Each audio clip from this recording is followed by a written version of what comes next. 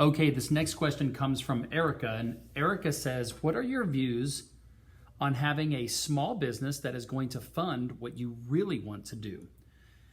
Her business description is she owns a cleaning company, but this isn't something that I want to do forever. I want to get my real estate license and buy investment properties that my cleaning and property management company manages.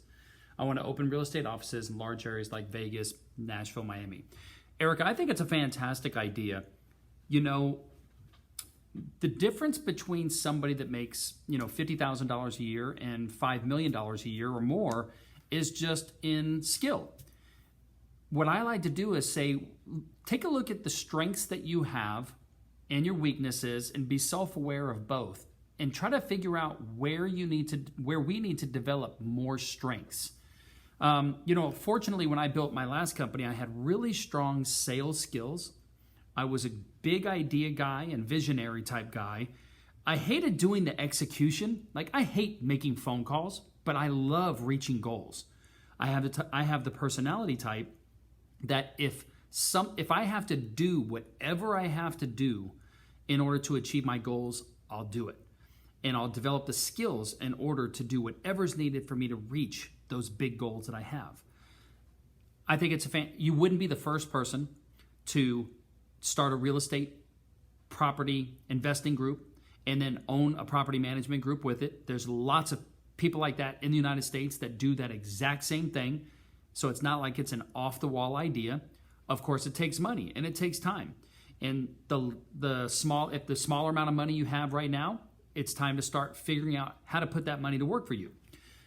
I think it's a great idea to make money doing whatever you can do to make money, and then save that money. So minimize your expenses as much as we can, and then use that money to buy your first investment property, to continue to do the work and manage the investment property and start learning how to analyze the deals and start learning everything that's going to go into learning how to buy investment properties.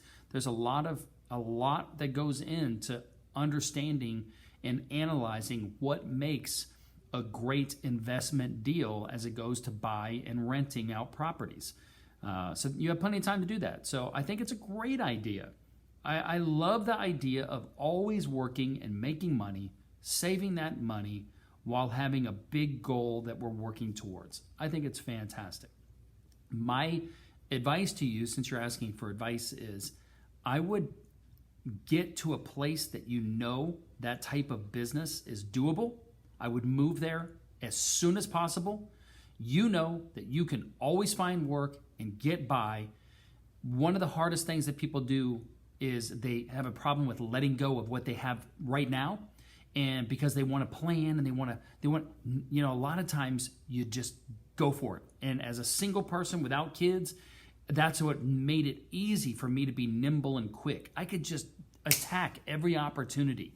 So if you are single, unattached, don't have kids, and you can just move, I would say move to the first area that you know that has the potential and capability for you to do what you're going to do, and then start building as soon as possible. That would be my advice. I wouldn't want to go with zero money, but I wouldn't be so concerned about saving $50, $100, $200,000 in order to buy your first investment property. Move to where you're going to move so you can understand the area, start building relationships, maybe start up a cleaning business in those areas. Cleaning businesses are so easy to start anywhere because there's always people that need that work done. Easy, a very, very low barrier to entry type of business. So if you know how to do it, you'll be able to do it anywhere. And I just say go for it. But to answer your question, yes, make money, save that money, and use that money to invest. I think it's a fantastic idea. I'll have some other mentors answer this for you.